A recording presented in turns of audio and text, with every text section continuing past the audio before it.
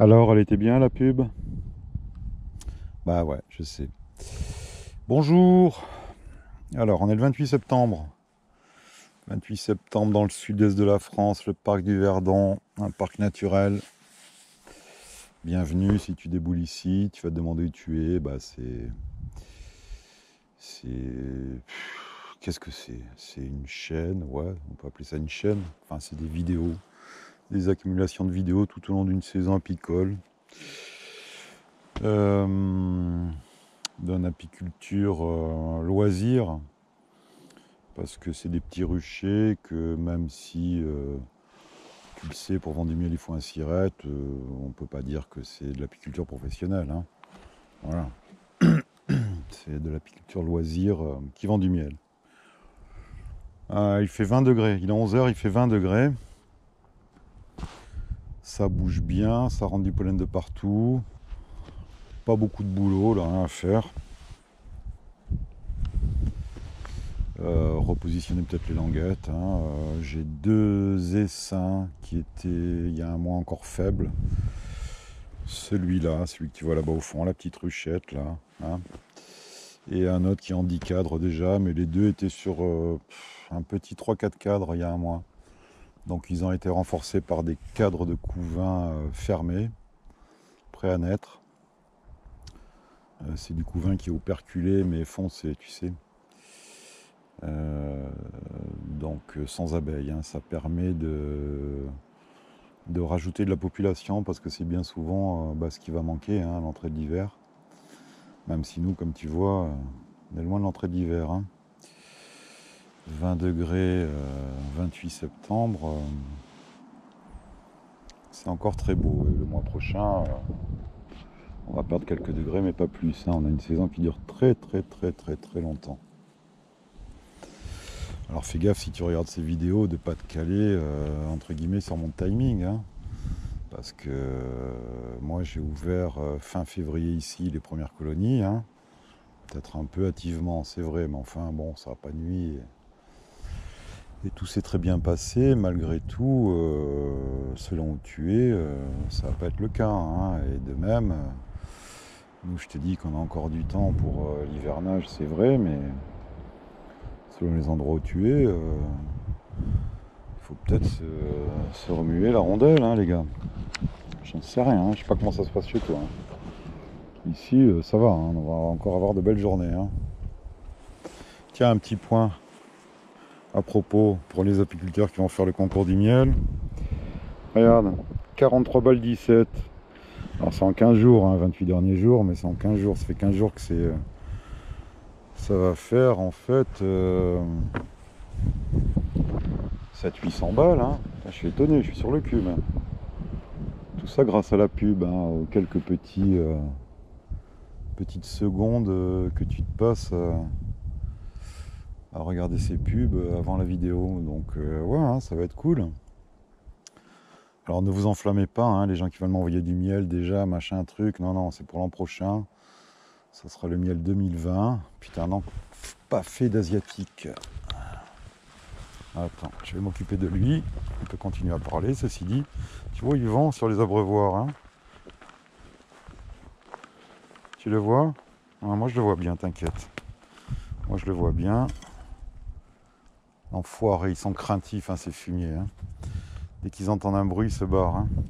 Il y en a quelques-uns, hein. Je peux pas dire qu'il n'y en ait pas. Il y en a 2-3, mais alors franchement, j'avais remarqué ça. Ouais, j'ai rien amené, hein. J'ai changé ma caisse, hein. C'est pas grâce à l'argent de la pub, hein. Je te l'ai dit, la pub c'est pour vous, hein. Enfin, c'est pour tous ceux qui vont participer au concours, hein.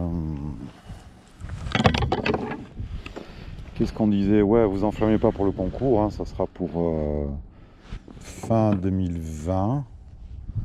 Nous, on se fait le barbecue fin août 2020, hein. Donc, il va falloir des jurys, hein. Une dizaine, ça serait bien, hein. J'ai regardé comment ça se passe, hein. Alors ouais, c'est con, les concours, c'est toujours con, bien sûr. Mais malgré tout, être reconnu par ses pairs, moi je trouve que c'est pas mal, hein. Que tu sois petit apiculteur qui débute, que ce soit ton premier miel, que tu sois plus réactif, que tu en vendes un peu, que tu sois pro, pourquoi pas, hein, si tu as envie de jouer, viens jouer. Mais comme je t'ai dit, il y aura des analyses sur tous les gagnants, hein. Alors si on a du blé, là c'est parti pour, hein. En même temps, je vais pas faire du putaclic et de faire des vidéos quand j'ai pas envie, hein. Je suis pas non plus ton salarié, hein, rêve pas, hein. J'aime bien te filer la thune, mais tu vois, ça va s'arrêter là. Puis j'ai envie que ce soit cool aussi ces vidéos, hein, pas envie de me prendre la tête, hein. Si on a 800 ou 1000 balles, ça fera des jolis lots, ça paiera des analyses, et puis voilà, hein. Donc ouais, calmez-vous, on a le temps de voir ça. On a le temps. On verra tout au long de la saison, de la reprise, ce qu'il faut faire pour pas avoir de sucre dans le miel, pour essayer de différencier les mielés. Alors c'est toujours pareil, hein, différencier des mielés quand t'as pas de chambre chaude, quand t'as pas de... Il faut des colonies, hein. C'est-à-dire que moi en fait ce que je fais c'est que j'essaie de différencier les miels, tu vois, quand il y a le romarin, quand il y a la ronce, le sainfoin, sur l'autre rucher, le tournesol, etc. Je récupère en fin de mielée tous les cadres operculés. Et ceux qui sont pas operculés, même si on sait que gna gna, malgré tout c'est un signe, pousse-toi la cocotte. Voilà, ça permet de différencier les mielés, hein. Alors on fera, je sais pas, peut-être 2 concours, j'en sais rien. Le monofloral, le miel de fleurs. Et moi j'ai toujours un peu de mal avec ces miels, tu vois, où les mecs mettent les hausses au printemps et les enlèvent à l'automne, où c'est tout mélangé, tu vois, t'as une espèce de mélange de saveurs, tu distingues pas trop. Alors parfois ça peut le faire, hein. Je vois là quand j'enlève le romarin, t'as plein de cadres où il reste du romarin, après il y a le thym, après il y a autre chose, donc ça, le miel de printemps, si tu veux, ici, il y a romarin, il y a thym, il y a badass, voilà, il y a des trucs des saveurs qui vont ensemble, mais ça m'est déjà arrivé de goûter des miels où c'était un espèce de mélange, tu avais de l'amer, du sucré, de l'acide, enfin trop fouillis je trouve, mais bon pourquoi pas, hein. Après je te dis c'est pas moi qui vais décider, hein. On va faire un petit jury, hein. Hein. J'ai déjà des noms en tête, hein. Les volontaires, vous pouvez vous désigner, mais bon, en gros, je vais te dire, ça va être le noyau dur qui vient au barbecue, quoi, hein. Hein, les mecs, vous êtes reconnus? Bon, voilà.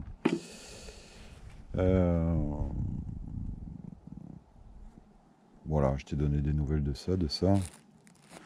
Et je voulais te parler aussi, alors ouais, hein, si tu n'es pas abonné encore, hein, c'est de la pub, mais franchement, ils méritent, et nous aussi on mérite d'avoir des revues sérieuses, hein. La santé de l'abeille, hein. Qu'est-ce que je voulais te montrer? Ouais, Apivore, tu vois, l'efficacité 2009 96, 2016 98, 99 99%, et puis là 2017 85, 2018 85%. C'est-à-dire que l'efficacité de cette molécule, moi je pense qu'elle chute, hein, on est en chute libre, hein. D'où le fait que je vais certainement traiter l'acidoxalie. Alors j'ai fait en expérience sur quelques ruchettes, mais même celles qui ont eu la pivare, je pense très certainement qu'il va y avoir un passage d'acide oxalique par dégoûtement. Alors, je ne suis pas fan du dégoûtement parce que je pense que tu as des abeilles qui vont être noyées d'acide oxalique, et si par malheur tu as la reine dans le tas, ça va lui filer un coup dans la tronche, mais malheureusement au mois de décembre tu vas pas tirer les cadres pour envoyer le brumisateur, hein. Donc ça sera du dégoûtement. La fumigation, ouais, déjà j'ai un appareil, un espèce de Varox cheap qui est merdique, je sais pas. C'est certainement mieux, ouais, en hiver, parce que tu vas avoir toutes les vapeurs qui vont se balancer dans la ruche. Je crois que c'est peut-être l'idéal par rapport au dégoûtement, mais je pense que ça peut avoir un danger pour l'apiculteur, hein. Est-ce que tout le monde va faire ça avec un masque? suis pas convaincu, hein, donc moi je sais pas, mais c'est peut-être mieux, ouais, c'est peut-être mieux si vous avez des retours là-dessus, ceux qui font la fumigation, mais bon, ça oblige à avoir un appareil. Si tu veux avoir un appareil de qualité, c'est 400 balles. Si tu as encore des ruchers un peu conséquents, bon, pourquoi pas, mais pour 2-3 ruches, ou alors en avoir un qu'on se prête, ouais, ouais, à voir, à voir. C'est à méditer, mais bon, moi je te dis, ça va être le dégoûtement, hein, même si c'est certainement pas l'idéal, ou peut-être pas, ou bien, je sais pas, il faudra que j'étudie le truc, mais ouais, ça va être ça. Il y a du vent, je vais lever la voix parce que sinon tu vas me dire que les vidéos sont de mauvaise qualité, qu'on entend mal et que c'est mal filmé. En même temps, tu viens avec ta camouse, tu me filmes et puis voilà, ça fera de la qualité, hein. Moi je suis le blédard de YouTube, hein, les mecs, hein. Petite GoPro accrochée sur le torse et en avant, hein. Voilà. Bon, c'est cool, ça bouge bien partout. Ça rentre du pollen. Je vais pas ouvrir grand chose, hein, sur ce rucher. Je vais jeter un œil au poids, histoire de voir si ça monte, si ça descend, ce que ça dit. Je vais pas nourrir, hein, j'ai rien pris. Je te dis, on a encore quand même du temps, faut pas s'enflammer. Alors les nourrissements, quand vous voulez compléter du poids, faut balancer, hein, faut envoyer du steak, hein. Tu mets 2 litres, elles vont en bouffer 1 litre 75, hein, de ton sirop, hein. Il va être stocké 250 grammes, hein. Non, non, sérieux, hein, faut vraiment envoyer du pâté, hein. Faut mettre entre 5 et 10 litres, hein. Voilà, là, tu auras 2 litres de stocké, hein. C'est, ouais, je discutais avec un agriculteur là qui a des champs de Saint-Foin dans un village à côté et il me disait, mais j'espère que vous mettez pas de sucre dans votre miel. Ben non, on met pas de sucre dans le miel, on met du sucre pour aider les colonies qui n'ont pas assez de réserve à passer l'hiver, c'est tout. Il va passer 150-200 kilos de miel dans une colonie tout au long de l'année. Alors, tu te doutes bien que les 2 ou 3 kilos, faites des stats, hein, d'ailleurs moi j'en fais, hein, sur ce que vous mettez sur vos ruchers. Donc tu te doutes bien que les 2 kilos que tu vas mettre en hiver, ils vont être pompés largement, hein. Alors oui, tu auras peut-être des traces de sucre. En même temps, si tu as des ruchers qui sont 100% autonomes, je dis respect. C'est que tu as trouvé un bon emplacement. L'autre emplacement là-bas au-dessus des champs, je pense que ça va le faire. Mais là en garrigue, rêve pas, hein. Rêve pas, tu as des trous de mielés. Alors les trous de mielés en saison, moi je jongle, si tu veux, dans la mesure où quand j'enlève le romarin, bah, s'il y a 3 os enlevés, j'en enlève 2. J'enlève mes 2 os et je laisse les cadres qui sont pas operculés. Donc il y a toujours une hausse sur le toit des ruches, hein, sur les ruches, hein. Donc ça permet, bah ouais, on a un trou de mielé ici début juin un petit peu, puis après le mois d'août c'est mort. Donc enfin en même temps en août ici, on a fini les récoltes, hein. Ce que je veux dire, c'est que tu peux pas enlever tout le miel de ta colonie, parce qu'en saison, tout le corps, tu vas avoir de la ponte, hein, pratiquement, hein.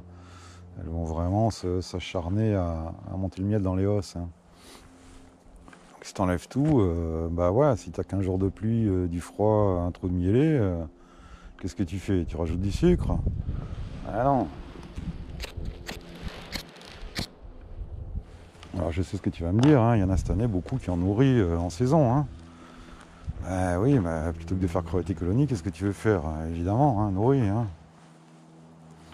Mais bon, voilà, après, tu auras du sucre dans le miel, hein. Donc ce que je veux dire, c'est que oui, on donne du sucre aux colonies, on ne met pas du sucre dans le miel, hein. Et les nourrissements, ils se font en fin de saison pour compléter, parce que bah, les milieux sont pauvres, hein. Et encore, je te dis, je me plains pas, hein, même si il y en a certains qui pensent que la garrigue c'est pauvre, bah non, hein. Non, non, ça miel, hein. Ça miel bien même. Mais voilà, tu as des trous de mielés, tu as des arrière-saisons, s'il n'y a pas de culture,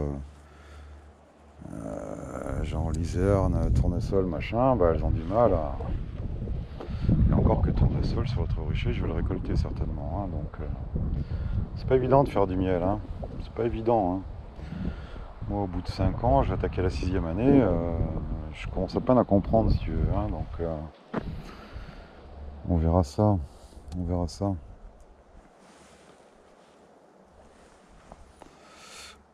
Bon, on va faire une autre vidéo.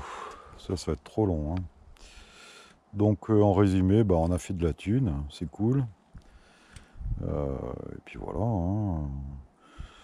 J'ai touché les 43 balles 20 des 45 balles dedans de Litchi. C'était quoi, Litchi ou Tipeee, je sais plus. Tipeee, je crois. Donc merci, j'avais oublié de remercier Rico, Eric Olivier, merci aussi, parce que t'as donné, toi, un gars. Mais par contre, tu vois, Tipeee prend 4% de commission, hein. Donc je remercie les gars, c'est sympa, mais bon, on n'est pas là pour faire vivre Tipeee, hein. Qui se démerde. Et ouais, nous on va se financer avec la pub, hein, voilà, c'est tout, hein. Tu vois, là tu viens de regarder une vidéo, je sais pas si ça t'a intéressé ou pas, mais en tout cas tu as donné 3 millièmes de centimes à l'apiculture, aux petits apiculteurs. Nous te remercions tous.